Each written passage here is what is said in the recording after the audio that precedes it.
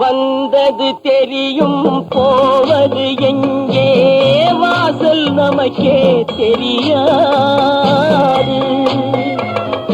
வந்தவரெல்லாம் தங்கிவிட்டால் இந்த மண்ணில் நமக்கே இடமேது.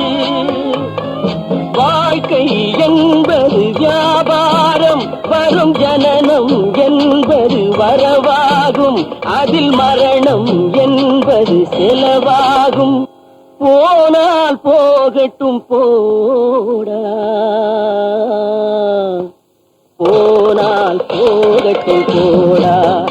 இந்த பூமியில் நிலையாய் வாழ்ந்தவர் யாரடா? போனால் போகட்டும் போடா.